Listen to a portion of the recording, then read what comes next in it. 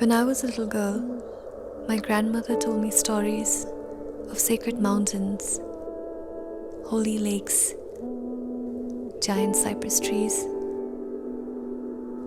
and the deities that lived in them.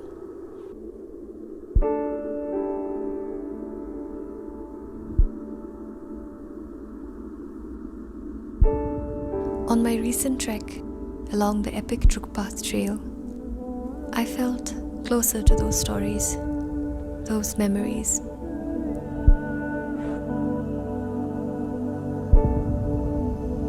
Those tales that took me to a land far away, to a land of fantasy.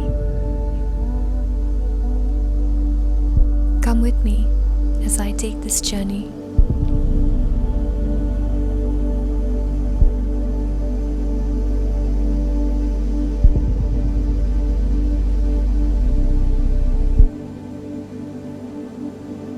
About a month ago, Bhutan Mountain Holiday, one of the most successful travel agents in Bhutan, contacted me to do a video on the famous 4-day Druk Path trail between Paro and Thimphu. I said yes, and here I am.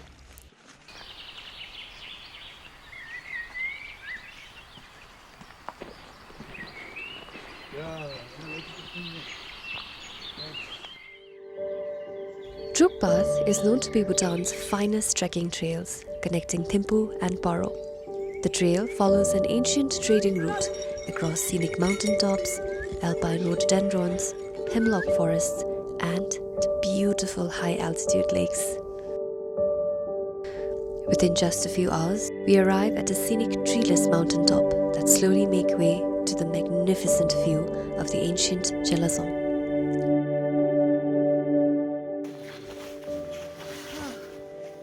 So we made it to our campsite right below Gelazon, and this is my camp for the night. How cute!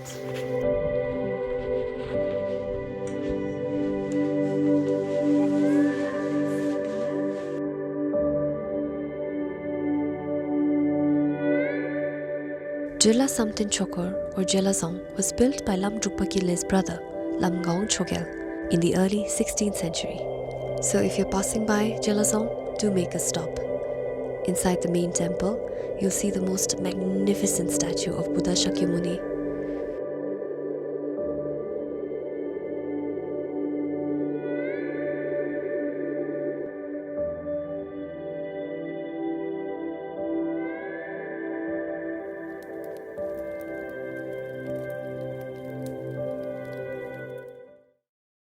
Good morning everyone. This is our first morning at the campsite, day 2 of the Druk Path trek, and this is really exciting. I really want to give you a breakfast tour.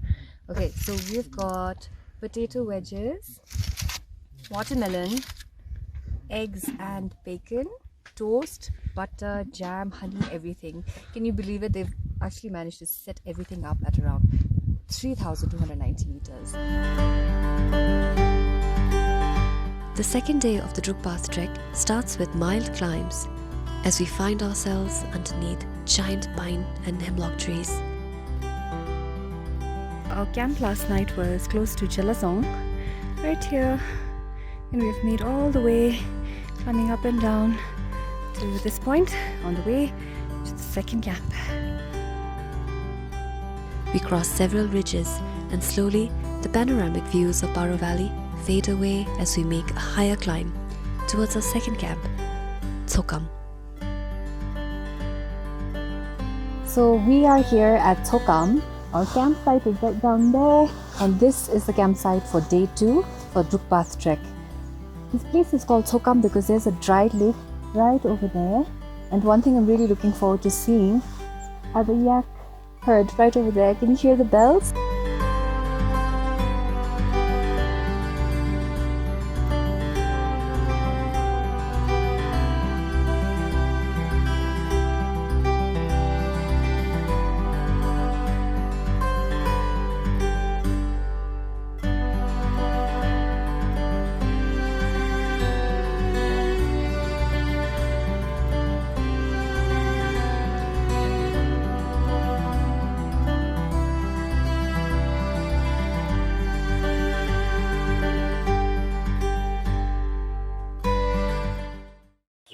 are on day 3 of the Druk Path trail, and day 3 is considered to be one of the most strenuous treks ever because we have to do a lot of climbing. As you can see, the ridges right in front of us and all the way over there, so there's a lot of climbing up. So yeah, wish us luck.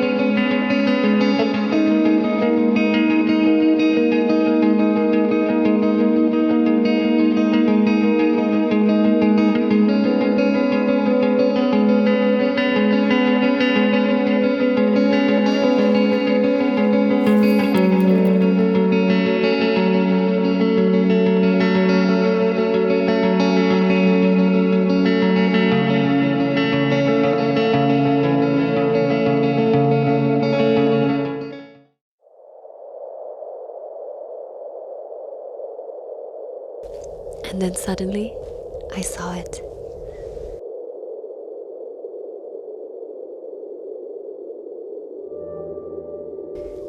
If you see a large lake in the mountains, my grandmother said, do not make loud noises.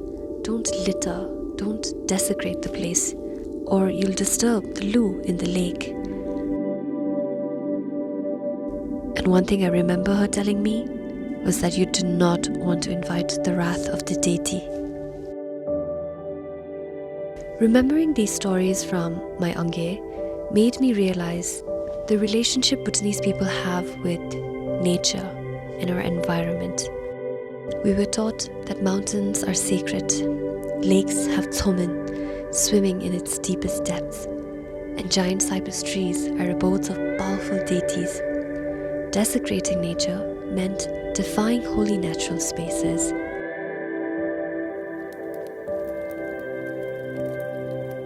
After walking for almost 3 hours in the heavy fog and the falling hail, we finally made it to our last camp, Janitso.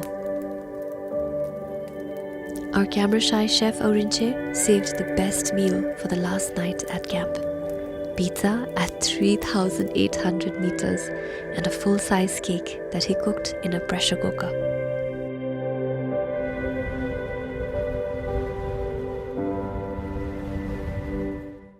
Well, we are towards the end of our Druk Path trail. This is our last camp and the last dinner that we are having at the camp, and I don't know, I'm feeling quite emotional about it as well. I really want to thank my guide Tula for really taking good care of us, my team as well. As a guide and as a very important player in the tourism industry, what kind of vision do you have for Bhutanese tourism? The first thing I want, like the Tourism Council of Bhutan, if they can help us and if they can educate the people in terms of waste management. This is becoming a very big challenge in our country, a very big concern, you know, like when you go with the tourists, okay, so when they see all kind of trash along the route, okay, so we are also disheartened. That's the biggest challenge that we have in our country. That's true. About the trail, you know, like we have many of the ancient trails, but now people started creating all the shortcuts along the trail, and we're just destroying forests and nature, you know. So I just want Tourism Council of Bhutan to work on that one. Tourism is not just the responsibility of the government or the travel agents or the guides. I think we all need to be responsible as individuals, as citizens of our own country. Thank you so much, Tula, for really taking care of us. Now we'll have dinner together.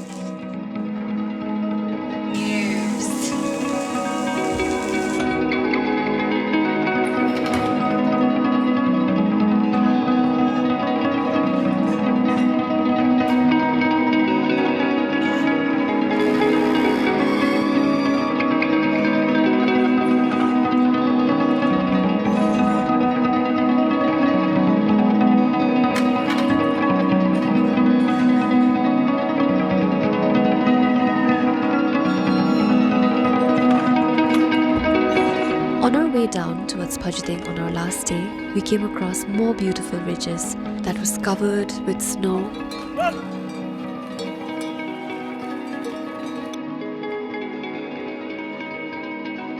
beautiful family of Highlanders bringing their yaks down towards the valley for winter.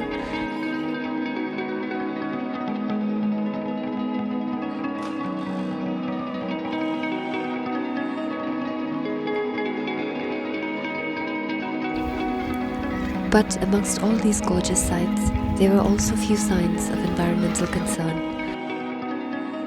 The Highlanders we met shared that many of the lakes in these areas have now dried up, and also mentioned the sighting of wild boars that is quite rare at this altitude.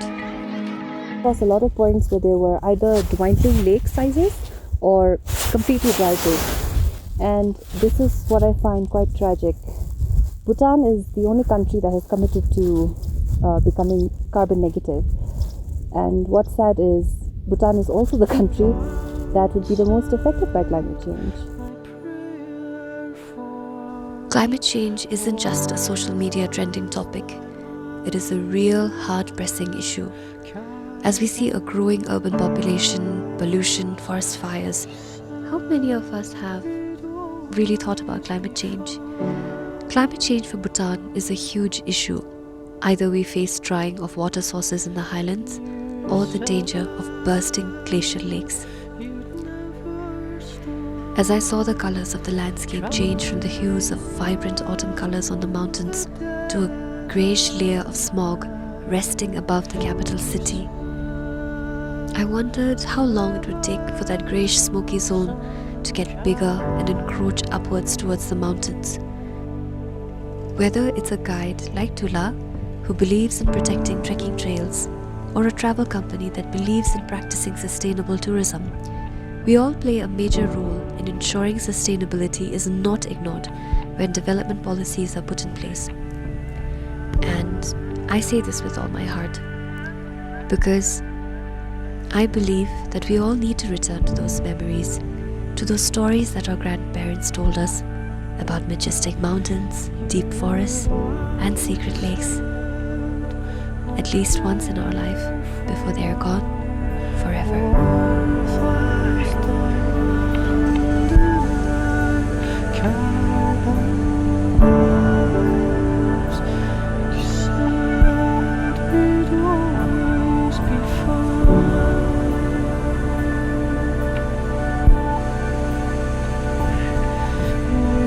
So